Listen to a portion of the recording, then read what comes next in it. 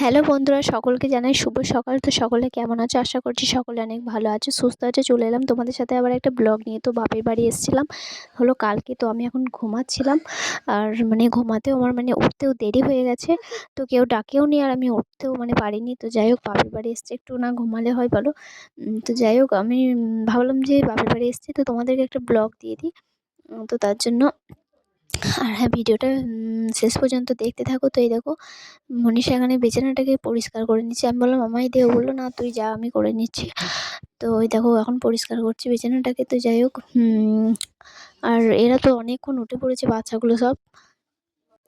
তো আমি এবার বাইরে এসে ব্রাশটা করে নিলাম। তো এই দেখো, আমি এখন ব্রাশটা করছি, আর বোনকে বললাম যে একটু ক্যামেরাটা ধরে দে। আর অ্যাকচুয়ালি আমার এখানে আসার কারণ হচ্ছে, এখন কোনো পুজো নেই, পরব নেই। তো আমি এসেছি বলতে, আমার দিদা এখানে এসছে, আমাদের বাড়ি এসছে। তো তার জন্য আমি এসছি। আর আমার বাবার শরীরটাও খারাপ ছিল, তার জন্য ভাবলাম যাই, একবারেই দেখা হয়ে যাবে, দিদার সাথেও দেখা হয়ে যাবে, তো মা বাবার সাথেও দেখা হবে। তো এই দেখো, এই গরুটা দেখো, এটা আমার বোনের ছোট মেয়ে। তো উঠে পড়েছে, এই দেখো খেলা করছে। তো ওর এখন এই সকাল থেকে শুরু হয়েছে খেলা, এখন সারাদিন চলবে যতক্ষণ না ঘুমাবে। তো যাই হোক, সবাই সবারই কাজে আর কি ব্যস্ত। আর আমার বোন তো কাজ না করলে থাকতে পারে না, কিছু না কিছু একটা করেই যাবে। তো যাই হোক, আর আমি হলাম ১ নম্বরের কুটে যাকে বলে। তো জাস্ট ফোন ঘাঁটা আর খাওয়া আমার কাজ বাপের বাড়ি এলে। তো এই দেখো, তো এবার মা কি তরকারি করছে চলো দেখি। এই দেখো, মা হচ্ছে কুমড়ো আলুর তরকারি করছে মুড়ি খাওয়ার জন্য। কুমড়ো আলুর তরকারি তো আমার একদম পছন্দ নয়। তো তার জন্য মা বললো তোকে একটু বেগনে করে দেবো। উম, তো যাই হোক, এই দেখো এখানে তরকারিটা আমি একটু খুন্তি দিয়ে নেড়ে দিলাম, যাতে আমি হাত দিলে আরও টেস্ট হবে। তো তার জন্য,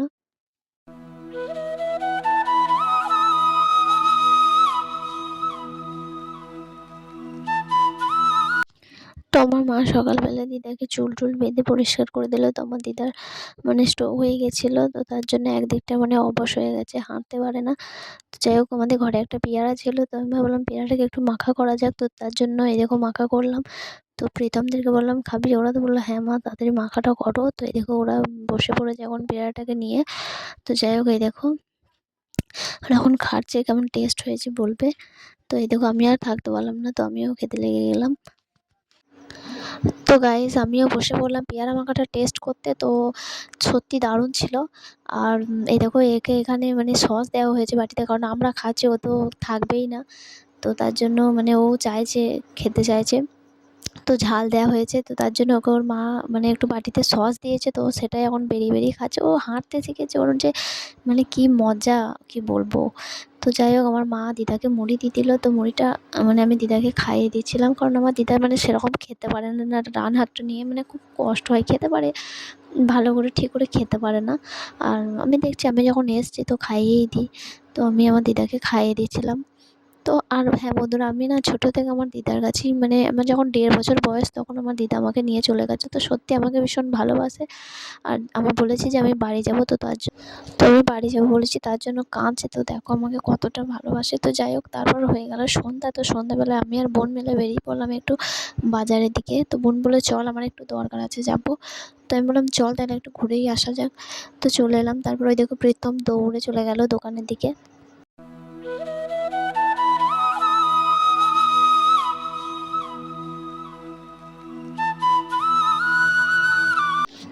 তো আমি তো ভাবলাম মনীষা কিছু জামা প্যান্ট হয়তো কিনবে।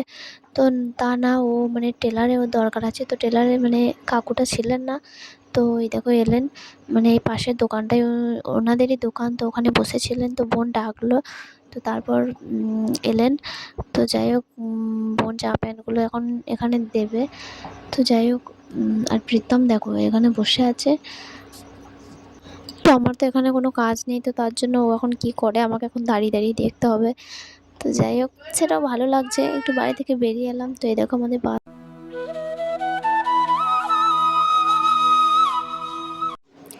তো গাইস, তারপরে আমরা চলে এলাম রেস্টুরেন্টে। তো আমাদের অনেক দেরি হয়ে গেছিলো, তো তার জন্য আমরা রেস্টুরেন্টে কিছু খাইনি। তো আমরা খাবার প্যাক করে বাড়ি নিয়ে যাচ্ছি। আর মাও বললো যে বেশি দেরি করিস না। তো আমি আর বোনই এসেছি, আর বাচ্চাগুলোও আছে। তো আসার সময় কাকিমায়ের সাথে দেখা হয়ে গেল। তো আমি ভাবলাম দেখাই করে যাই, বাপের বাড়ি এলে যা হয়, সবার সাথে না দেখা করলে হয় বলো? তো যাই হোক, আমি এবার বাড়িও চলে এলাম। তো বন্ধুরা তারপর আমরা বাড়িও চলে এলাম, মায়ের কাছে বকুনিও খেলাম। তো এই দেখো এখানে একজনে দেখো খাওয়ার জন্য কি করছে, দেখো আমার ছেলেটা এত হ্যাংলা কি বলবো। তো যাই হোক, বিরিয়ানি তোমাদের কার কার পছন্দ একটু জানিও, আমাদের তো দারুণ লাগে। তো এই দেখো এখন আমরা বিরিয়ানিটাকে ঢালছি। আর আমার ভিডিওটা আমি ভেবেছিলাম যে আপলোড করব না, তো তারপর ভাবলাম না করেই দিই, কারণ আমার ভিডিওটা ছাড়তে অনেক লেট হয়ে গেল। আমার আপার হয়তো বাপের বাড়ি যাওয়ার জন্য রেডি হচ্ছি। তো যাই হোক বাদ দাও, এখন আমরা বিরিয়ানিটা খেয়ে নিই, তোমরা ভিডিওটা দেখতে থাকো। আর আর বন্ধুরা আমার ভিডিওগুলো তোমাদের কেমন লাগে জানিও। আর যারা ইউটিউব থেকে দেখছো চ্যানেলটাকে একটু সাবস্ক্রাইব করে দিও। আর যারা ফেসবুক থেকে দেখছো তারা আমার মানে পেজটাকে একটু ফলো করে দিও। তো আমরা এখন খেয়ে নিই।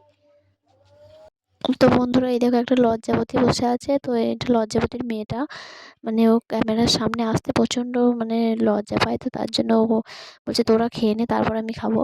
তো এই দেখো আমরা এখন খাচ্ছি। আর ওর ছোটো মেয়েটা মানে বোনের ছোটো মেয়েটা ও তো খেতে পারবে না, তার জন্য ও চকলেট খাচ্ছে। তো যাই হোক আমরা এখন এখানে খাচ্ছি। তো এখানে বিরিয়ানি আমরা মা বাবাকে দিয়ে দিয়েছি, তো মা বাবা খাচ্ছে। আর আমার দিদা না মুরগির মাংস খায় না, তো তার জন্য আমার দিদা খায়নি। আর আমরা ৩ জনে মিলে একসাথে নিয়ে নিয়েছি, তো আমরা ৩ জনে খাচ্ছি। আর হ্যাঁ বন্ধুরা, ভিডিওটা আমি এখানেই শেষ করছি। তোমাদের যদি ভালো লাগে তো লাইক, কমেন্ট, শেয়ার করে দিও। আর সবাই ভালো থেকো, সুস্থ থেকো। Tata, by.